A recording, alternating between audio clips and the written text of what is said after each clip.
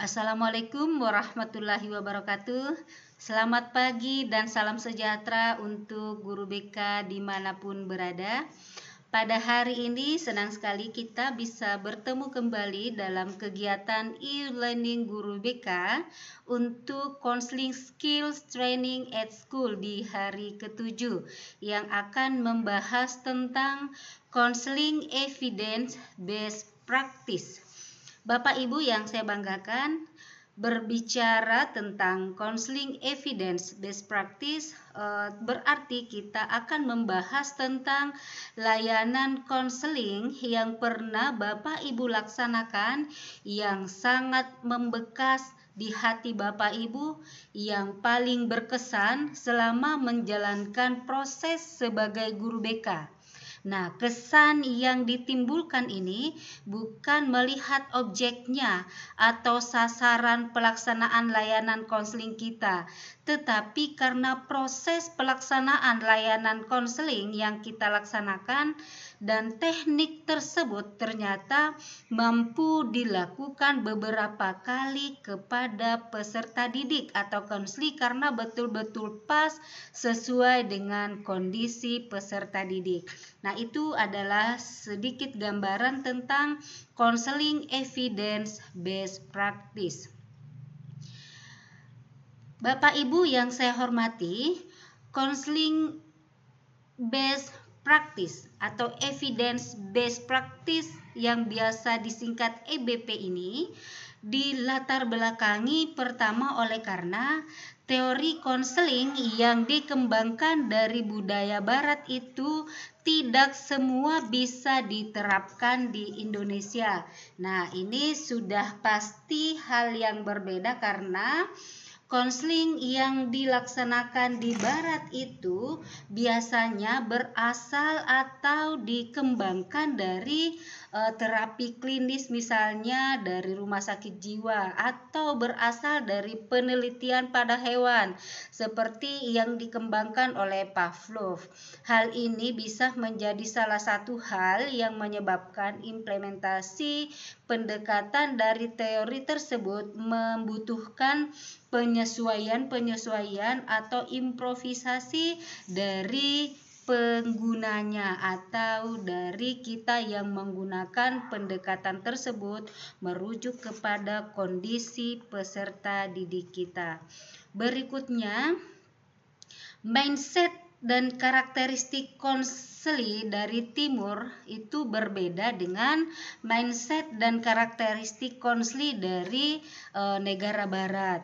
Hal yang membedakan yang pertama bisa dilihat dari egaliternya. Nah, maksud dari kata egaliter itu artinya kalau di sana itu mereka lebih memandang manusia itu bersifat sama atau sederajat, sehingga pada saat pelaksanaan layanan konseling itu mereka tidak membeda-bedakan, walaupun ada yang lebih tua misalnya dia tidak mengutamakan. Tetapi kalau di negara kita atau di negara timur itu tingkat kepatuhan siswa terhadap orang tua itu sangat tinggi. Tingkat kepatuhan siswa terhadap senioritasannya itu berbeda dengan kepada adik-adiknya. Contoh hal lain untuk dari segi pandangan peserta didik itu di budaya antri misalnya itu sangat terlihat jelas. Ketika orang barat misalnya itu budaya antri, siapa duluan memang akan mengikut sesuai dengan siapa yang lebih duluan. Tapi kalau kita di sini sekalipun mungkin siswa atau orang anak-anak itu sudah antri, tetapi tiba-tiba ada orang tua di belakangnya juga yang mengantri, maka biasanya kita akan lebih mempersilahkan orang tua tersebut untuk maju terlebih dahulu. Kalau mereka tidak, kalaupun dia orang tua tetapi datang belakangan, tetap di belakang. Nah, itu. Berikutnya, kalau peserta didik dari barat itu lebih senang untuk diajak berpikir, tetapi kalau peserta didik kita itu lebih memiliki kecenderungan untuk menurut untuk menurut saran apa yang dikemukakan oleh guru atau orang tua. Tetapi kalau dari sana itu lebih cenderung menggunakan kemampuan kognisi yang suka untuk berpikir. Kalau kita lebih kepada sikap kepatuhan yang cenderung lebih suka menurut dengan saran dari orang tua. Berikutnya kalau di barat juga itu dia lebih sekuler atau lebih kepada memikirkan duniawi atau kebendaan. Kalau kita lebih religius yang mempertimbangkan segala sesuatu itu dari segi baik buruk, halal dan haramnya. Nah, berikutnya mereka lebih bebas di dalam menyampaikan aspirasi atau bersikap. Kalau kita di sini itu lebih terikat kepada aturan atau norma. Nah, berikutnya yang mendasari juga pelaksanaan evidence based practice ini, yang ketiga adalah pengalaman guru BK selaku praktisi bisa membentuk kemampuan justifikasi profesi. Ini sangat diharapkan semakin lama seorang guru BK menjadi guru BK, diharapkan itu akan semakin matang kemampuannya di dalam melaksanakan layanan konseling. Jangan sebaliknya, semakin lama guru BK menjadi seorang guru BK malah kemampuannya di dalam melaksanakan layanan konseling itu semakin kurang. Mengapa? Karena semakin lama dia menjadi guru BK, ternyata semakin banyak pekerjaan yang dilakukan di luar dari kapasitasnya selaku guru BK. Nah, ini akan mengurangi, akan mengikis keterampilannya di dalam melaksanakan proses konseling. Bapak Ibu yang saya banggakan, berikut ini kita akan membahas tentang bagaimana pelaksanaan layanan konseling evidence based practice yang dilaksanakan di sekolah. Yang pertama, pelaksanaan EBP ini biasanya itu berdasar pada satu teori atau pendekatan yang ada. Nah, ketika seorang guru sudah menguasai satu teori, misalnya melihat ada satu permasalahan yang cocok dengan teori tersebut, maka teori tersebut digunakan untuk membantu menyelesaikan permasalahan yang sedang peserta didik hadapi. Misalnya, ketika ada anak-anak atau ketika ada peserta didik yang tidak memiliki kepercayaan diri, maka itu bisa dibantu dengan menggunakan self-talk atau self-management atau self-instruction. Misalnya, itu adalah salah satu teori atau pendekatan untuk menyelesaikan permasalahan tertentu. Berikutnya, di EBP ini pun terkadang kita bisa menggunakan kombinasi dari beberapa pendekatan yang ada. Misalnya, ada anak yang bolos karena trauma dengan guru berkumis. Setelah ditelusuri, ternyata anak tersebut memiliki trauma masa lalu. Dulu itu di keluarganya ada omnya yang suka marah-marah terhadap dia. Kebetulan omnya itu berkumis.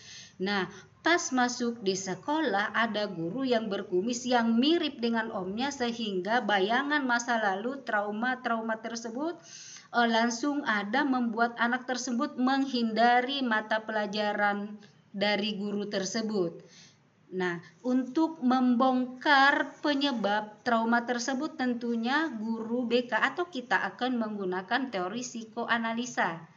Tetapi untuk bagaimana caranya supaya siswa atau peserta didik kita itu bisa ingin kembali, termotivasi kembali untuk mengikuti kegiatan layanan atau kegiatan belajar, tentunya kita bisa menggunakan pendekatan behavioristik atau behaviorisme dengan memberikan stimulus-stimulus yang menarik atau stimulus yang sangat menarik, sehingga bisa diberikan respon yang baik. Peserta didik bisa merespon dengan menyenangi kembali guru tersebut atau bisa kembali mengikuti mata pelajaran yang diampuh oleh guru tersebut. Nah, itu adalah contoh dari penggunaan kombinasi dari beberapa pendekatan yang ada.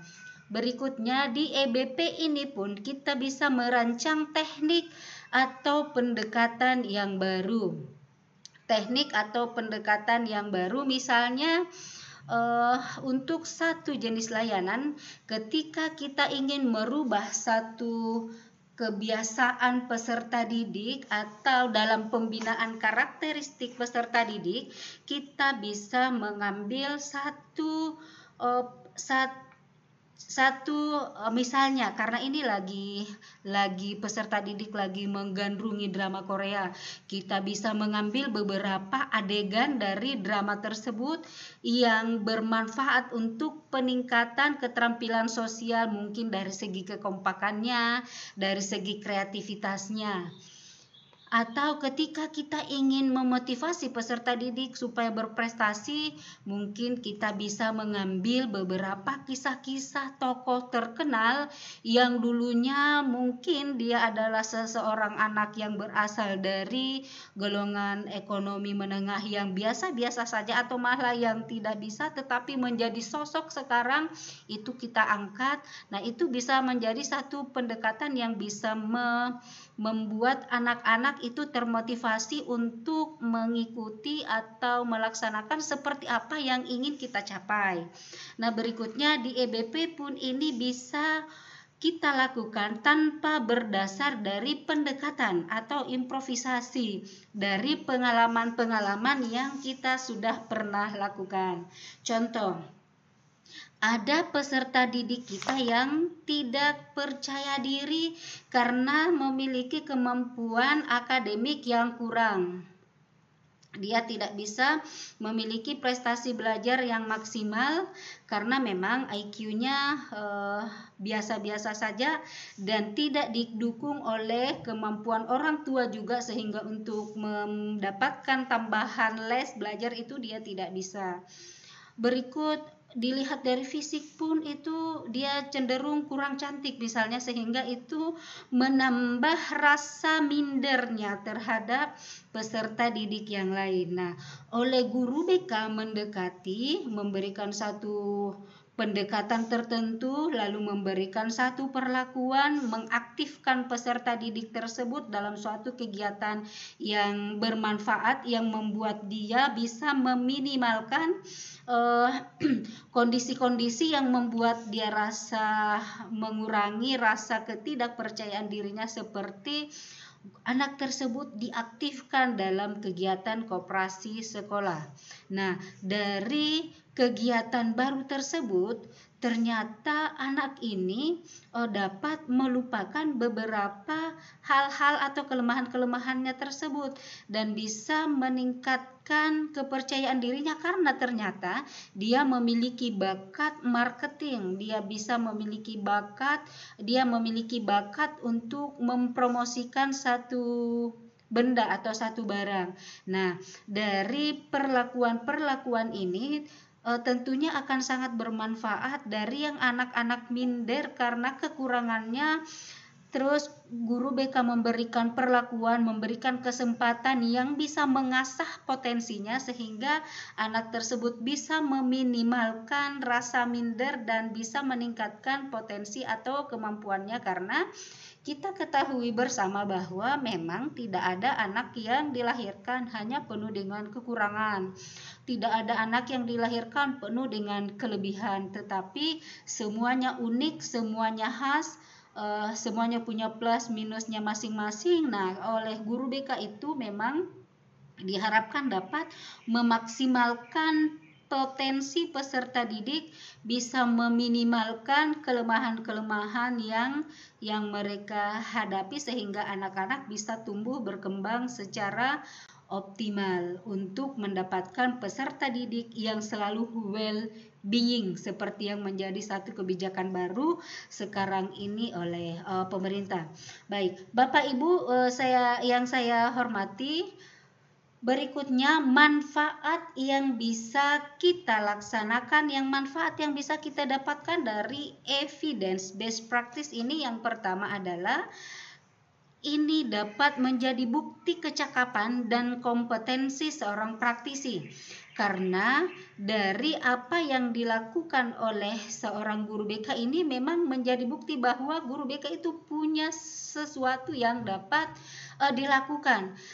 Dan ini hanya guru BK yang bisa laksanakan. Kalau akademisi mungkin hanya berbicara di tataran konsep. Tetapi kalau seorang praktisi itu langsung mengimplementasikan satu konsep kepada peserta didik. Dengan demikian, dari kemampuannya tersebut akan bisa menciptakan ketertarikan serius bagi siswa untuk berbagi dan curhat dengan guru BK, karena mereka tahu bahwa guru BK-nya itu bisa membantu. Mereka yakin bahwa guru BK-nya itu bisa menyelesaikan persoalan yang dihadapi. Mereka yakin bahwa guru BK-nya itu mampu mengembangkan segala potensi yang mereka hadapi. Selain itu, dengan evidence based practice itu bisa menjadi media penelitian, tindakan bimbingan dan konseling yang kita laksanakan. Tentunya itu akan sangat bermanfaat, bukan hanya untuk menjadi salah satu hal yang kita bisa tuliskan dan menjadi riset, tetapi juga bisa membuat teman-teman yang lain yang melihatnya bisa mengambil beberapa hal-hal baik. Kita bisa sharing hal-hal baik yang kita bisa lakukan, boleh saja mungkin akan diambil juga oleh teman-teman kita yang berasal dari guru yang lain atau dari sekolah yang lain. Bapak Ibu yang saya banggakan, untuk materi evidence based practice ini kita akan mengerjakan LK 5 yang terdiri atas Ibu Bapak akan menuliskan pengalaman yang sudah dilakukan dan pendekatan dalam pengalaman tersebut dapat diterapkan terus-menerus karena dipandang efektif dan tepat dengan menuliskan di kolom pertama itu gejala permasalahan siswa itu apa-apa saja misalnya, lalu menuliskan esensi permasalahan. Contoh yang saya sebutkan tadi misalnya gejala permasalahan siswa itu anak-anak, satu, dia suka bolos. Kedua, dia tidak mengerjakan PR. Ketiga, dia tidak semangat mengikuti pelajaran. Nah, esensi permasalahannya ternyata dia trauma dengan guru berkumis. Nah, itu kemudian teknik apa yang kita gunakan.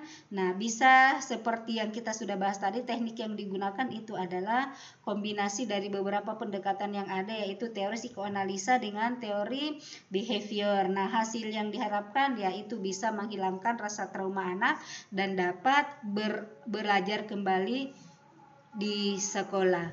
Nah, itu untuk LK 5 yang akan kita kerjakan setelah paparan atau diskusi materi di hari ke-7 yang membahas tentang counseling evidence based practice. Bapak Ibu yang saya banggakan, alhamdulillah, terima kasih atas perhatiannya. Terima kasih atas semangatnya. Mohon maaf atas segala kekurangan. Insya Allah kita akan berdiskusi lewat Google Classroom ataupun di hari terakhir jika ada hal-hal yang masih harus kita tegaskan kembali atau hal-hal yang akan kita bahas bersama yang akan kita diskusikan kembali. Sekali lagi terima kasih, selamat beraktivitas. Terus semangat, semoga kita semua selalu berada dalam lindungan dan ridho Allah Subhanahu wa taala. Assalamualaikum warahmatullahi wabarakatuh. Selamat pagi, semangat pagi dan selamat beraktivitas.